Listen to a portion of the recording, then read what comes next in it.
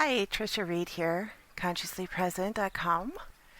Today I want to talk a little bit about exiting the construct and why trauma healing is essential for this.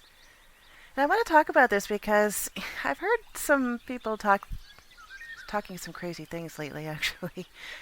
Yeah, I've heard people saying some really strange things about trauma healing being some sort of a new age trend and that it's not important if we're focusing on exiting the matrix or exiting this construct and getting ourselves liberated from the reincarnation cycle or the soul trap. Yeah, these people are saying these things that they seem to think of trauma as some sort of a mental illness, which is a very common misperception about what trauma actually is. But the idea that healing trauma is just some new age trend and unimportant couldn't be further from the truth. And in today's video, this is something that I feel is really important to address. After all, for me, it was when I realized that we've been caught in a loop and living in a construct, a simulated reality, and looking into our real history, that I realized that healing our trauma was the key to stopping the loop and getting out of here. But when I first began my own awakening, like most people, I was drawn to law of attraction material and similar new age notions. Focus on the positive, ignore the negative, raise your vibration. Don't you dare feel those negative emotions or you'll attract more to match them. Just reprogram your subconscious. Just reprogram your subconscious mind. No need to get into all that gooey, messy, emotional stuff. No need to do the actual inner work. Oh, don't do that shadow work because if you do that, it just makes you believe that there's something wrong with you. Oh, just forgive, etc., etc., etc. Basically, the whole idea was to emotionally bypass and use the law of attraction. But to use the law of attraction effectively, you must not ever, for any reason, focus on the negative. In fact, don't even admit it. Deny, deny, deny. Well, I tried that for a while. That was one of the worst mistakes I ever made. Why? Because of trauma. When you have traumatized inner parts of you, traumas that are stuck in your body, your subconscious, those are like inner children that are stuck and embodied in you. And they hijack your nervous system and they take over when you go into fight or flight or freeze. The longer you ignore them, the more powerful they get. And they're crying out to you because to them, you are God. They're crying out for validation, for help, for comforting and nurturing, for healing, for your acceptance, and ultimately integration. They don't want to be separated, abandoned parts of you carrying all that pain while you deny their existence. They want to come home, just like we do. So when we deny them, when we continue to ignore them, they just scream louder. Sometimes they even take over various functions of the body and cause illness, disease, or even injuries, whatever it takes to get our attention, just like children. Other times, they lock onto another person whom we attract into an unhealthy relationship. Sometimes they sabotage our efforts in our careers or other areas of our lives, and most of the time, we don't even know that they're there. So, New Age concepts tell us to deny our shadows, deny our unpleasant emotions, avoid feeling them, just raise your vibration. Bypass your emotions, deny, deny, deny. But you can't deny what you don't even know about. And most of everything we don't know about is in our subconscious and our unconscious. The conscious mind makes up only a tiny percentage of what we know, maybe 3 or 4%, if we're really conscious. The rest of it is hidden. And this is where traumatized inner parts of us are hidden too. In the inner parts of us, the inner parts of us that work behind the scenes, and they're working behind the scenes to protect us, to keep us safe from further overwhelm. But to our conscious minds, this looks and feels like self-sabotage. And so we'd like to deny it, we'd like to eradicate it, we'd like to get rid of it, we'd like to avoid it. But it doesn't work that way. So it's not just our own traumatized inner parts that hide behind the veils, but there are also other things at play there too, unbeknownst to most of us. Nefarious things that feed off our emotional turmoil and manipulate people and circumstances in such a way as to keep us triggered and reacting to what is painful for us. Trauma healing is a multi-layered process, and it is one that must include our physical bodies because trauma is actually biological overwhelm. It happens when we've endured too much stress for too long or too much too fast without the support we needed in the moment the overwhelm occurred. This is something physical, but it affects us mentally, emotionally, spiritually, subconsciously, because there's this illusion of separation between the mind and body. In fact, we operate a user interface system here, a body-mind complex, which we also call a soul. The body-mind complex, or soul, is multi-layered, with our spirit, or sphere of consciousness, as the driver of this soul vehicle. Each layer of this body-mind complex informs the other, and ideally the spirit driver as well. Ideally, we have a strong connection with our spirit, with two-way communication between all the layers of the body-mind complex and our spirit consciousness. But great lengths are gone to in this realm we're in to disconnect us from our spirit consciousness. When our spirit consciousness connection is weak, we operate from the level of the body-mind complex, or the soul vehicle, with all its distortions and wounds, with all its traumas. This is when we can say we're stuck in the ego mind, because our ego is simply our user interface system, the vehicle we're using while we're here. And the weaker the connection is between our spirit consciousness and our body-mind complex, or soul, the less support we experience for going through this life. The more we are susceptible to trauma, which means we're controlled by the distortions and wounds that we carry. And the more we are triggered into thoughts, emotions, feelings, and behaviors that hijack our intentions, not to mention the parasitic entities that manipulate people and circumstances in ways to activate our wounds so that they can feed off our pain, which is what we call loosh. Another important point we want to consider is that this physical layer of our body-mind complex that we drive around here is dense. It provides a layer of a sort of protection, so to speak.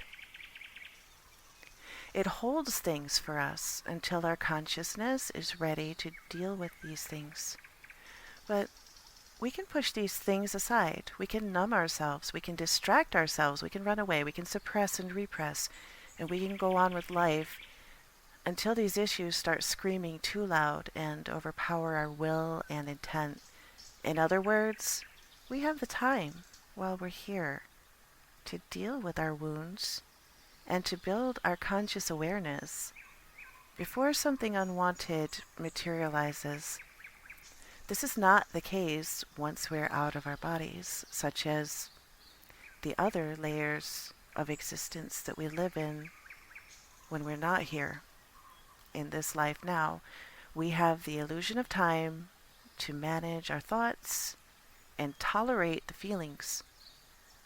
Things don't just materialize into our reality here the instant that we have a thought or a feeling. We can learn with these brains to control our own thoughts. And we can learn to discern the difference between our own thoughts and the thoughts or the instructions of others whose goal it is to control and manipulate us. This isn't a luxury we have on the other side. There, you think a thought, and there it is in your face. Or there you are. Wait, where am I? How did I get here? You had a thought. Boom, instant. Faster than the speed of light. There, you feel a feeling without the buffer of the physical body. And if you can't tolerate the feeling, it can send you looking for an escape. But you can't escape from yourself, not even on the other side. What gets suppressed and repressed here in this life, in this body, gets driven deeper into the depths of the subconscious and unconscious mind, where it still waits for us to resolve it.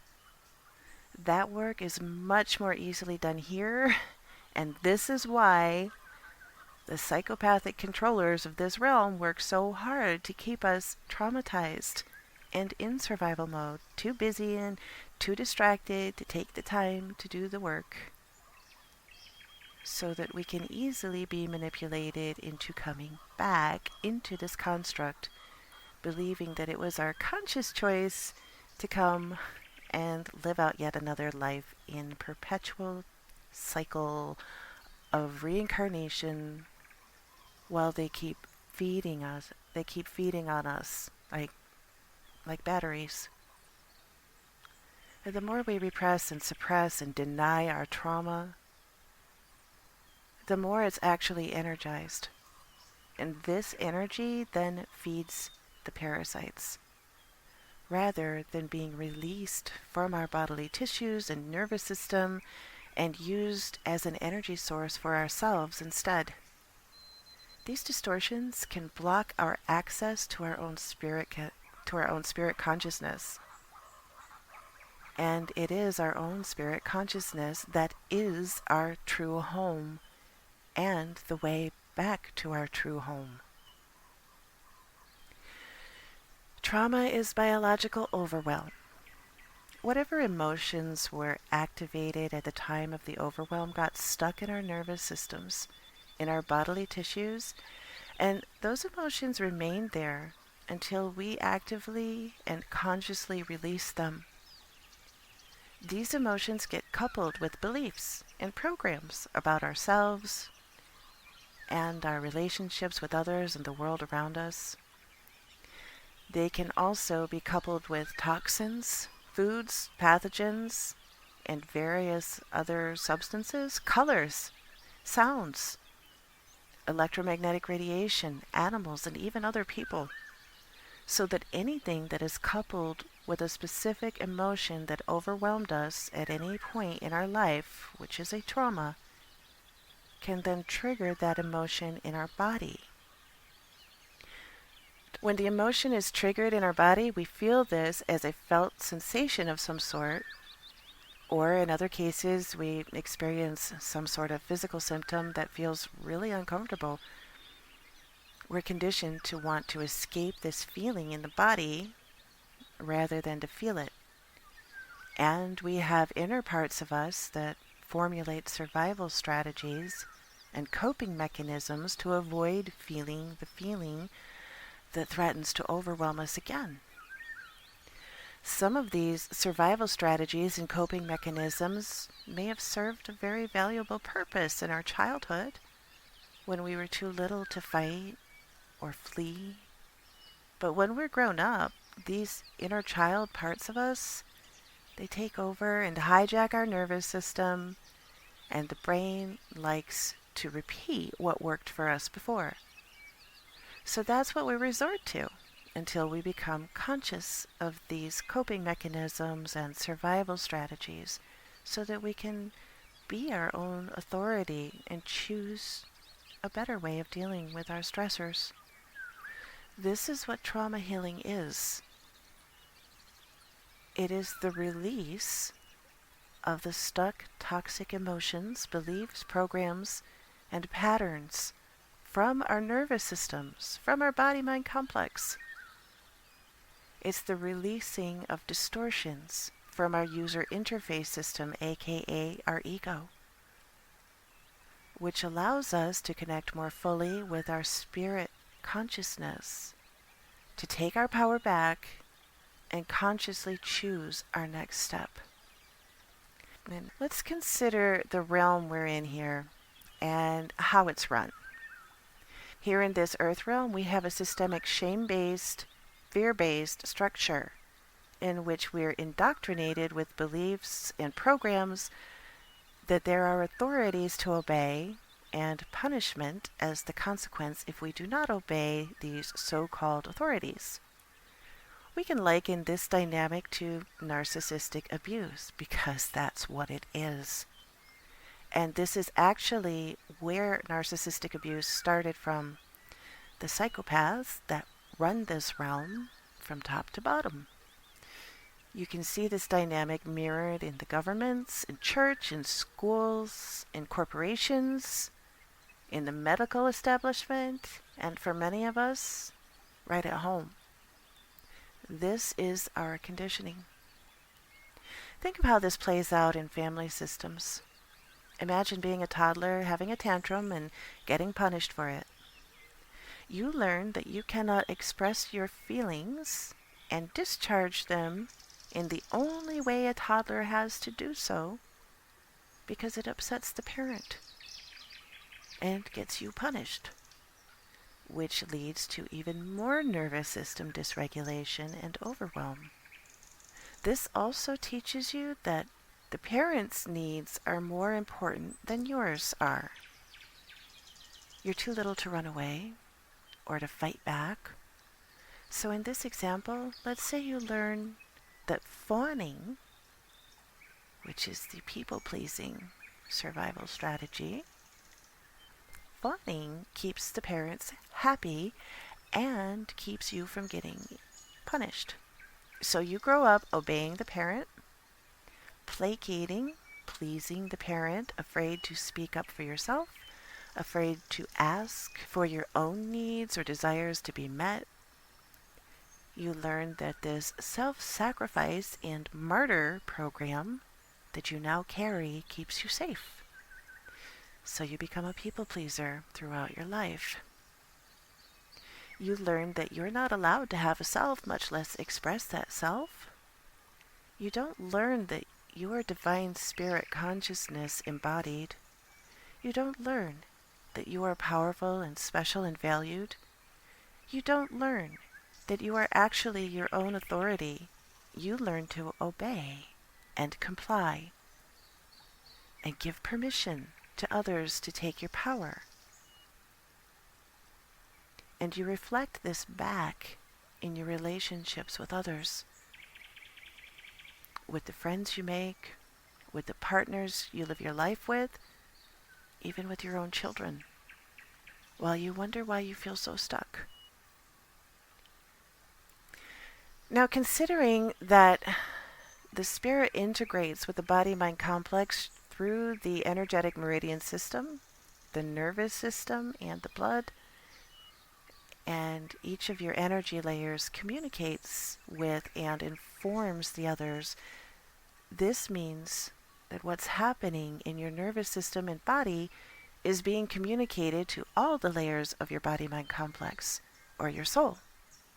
This means that shedding the physical layer doesn't mean that all those other that it doesn't mean that all those programs and patterns and even emotions are automatically shed with the physical layer of the body-mind complex.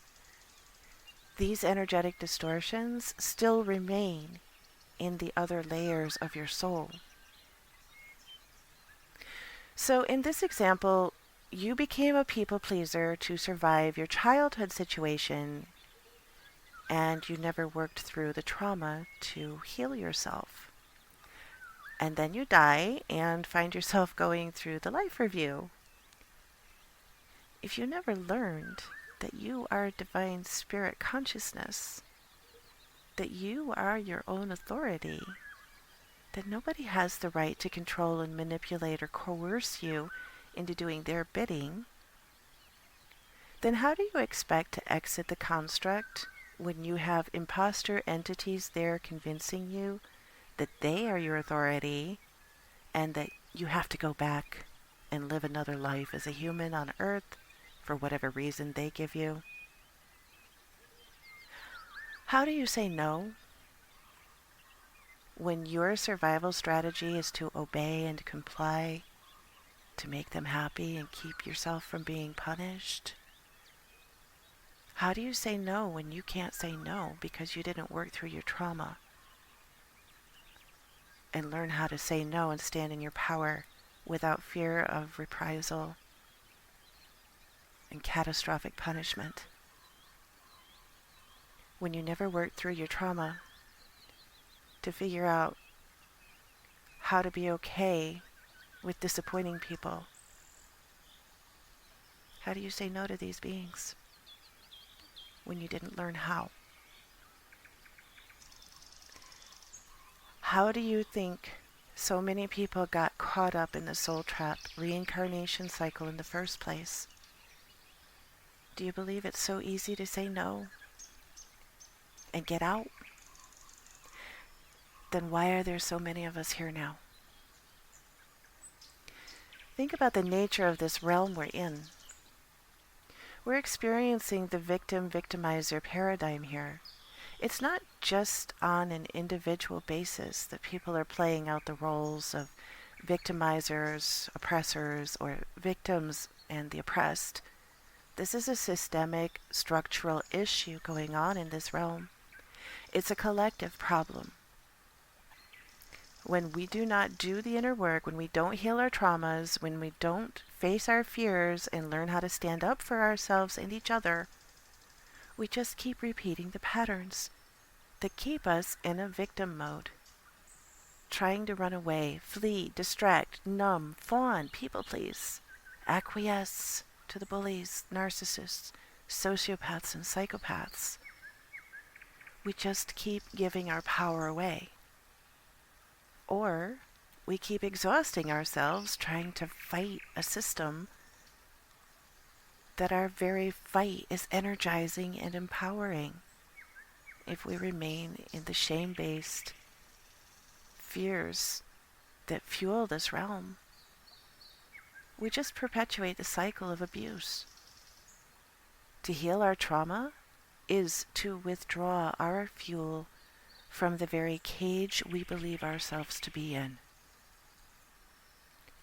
For those who say that trauma healing is some new age trend or something that's being used to distract you from exiting this construct, this matrix, perhaps it's time to look at what lengths you're willing to go to avoid feeling your feelings and facing your fears. Trauma healing is the opposite of some new age trend. Trauma healing is literally the process of going into ourselves, facing our fears by feeling in our bodies what it is that we're so afraid to feel. learning how to build the capacity to feel those uncomfortable feelings so that they don't overwhelm us, learning what our coping mechanisms and survival strategies are, and changing them, finding our patterns, and changing what we need to change. It's breaking patterns, breaking loops, not perpetuating. And it's taking our power back and standing firmly in our own power and authority. And it's not just so that we can have a little more quality of life while we're here in this realm, but it's literally for the purpose of remembering who we truly are, integrating all that is us within ourselves, standing up to tyranny and oppression and manipulation and control and coercion, and exiting this construct when that time comes for us. Trauma healing is what ends the cycle, both here and beyond.